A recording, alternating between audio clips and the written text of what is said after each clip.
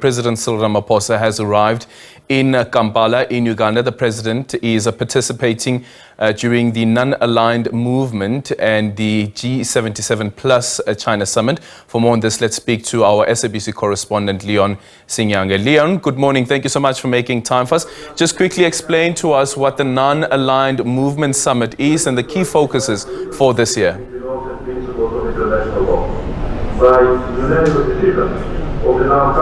Well, good morning. It's indeed a bright morning here in Kampala, and with the start of what you just asked about, the Nonaligned movement. It's a movement that was formed in 1961, that's about 6 decades ago, and it's made up of 120 countries, not entirely aligned to major power blocks within the continent. It makes about probably a third, if not more, of the member states within the UN. So it's indeed a big bloc that comprises of countries, and with Africa making up the biggest number, approximately 54 nations from Africa, and the Latin America also making its contribution, and Asia as well. So it's a block of nations that are seeking out to try and strengthen unity, issues of unity, peace and economics therein for themselves. And just about now, the session of the 19th session has just been opened. Azerbaijan is the current chair. They will be stepping out of that role after 4-year tenure.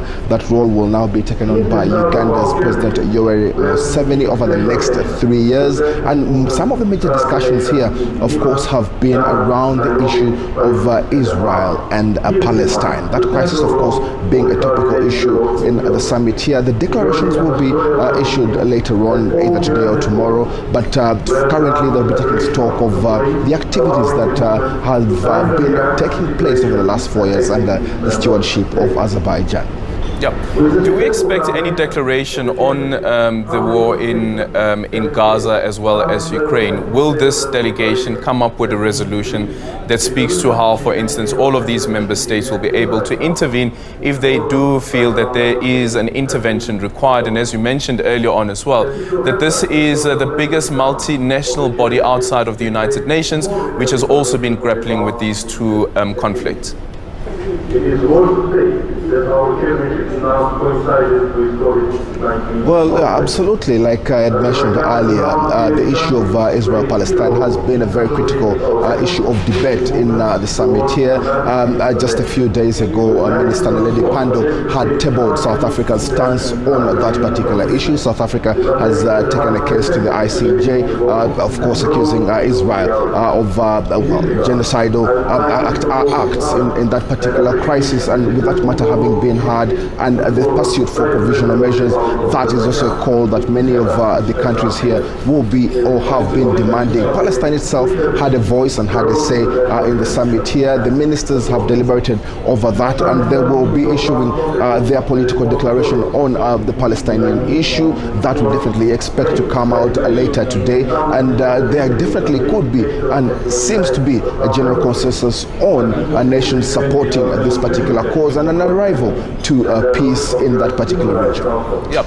And then, of course, after that, we expect Uganda to then also assume the chairmanship of the G77 plus China summit that will be taking place. What do we expect to come out of that?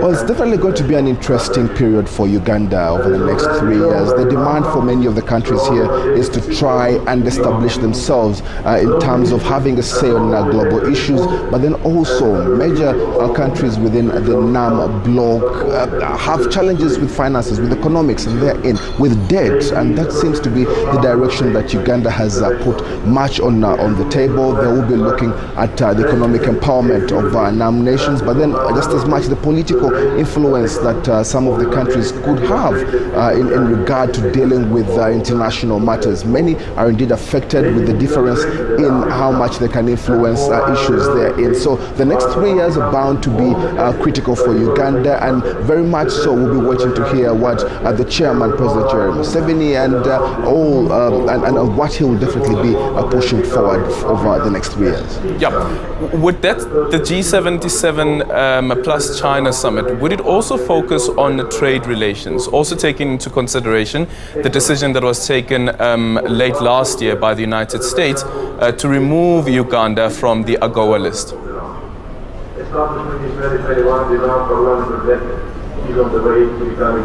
Well, very interesting that the G77 plus China summit now, of course, comes in. Uganda is hosting that as well. Just soon after the NAM summit, they'll be walking right into the G77 plus China meeting there in gathering over the next 2 days. And critical to the issues therein, of course, is the theme, which is leave no one behind.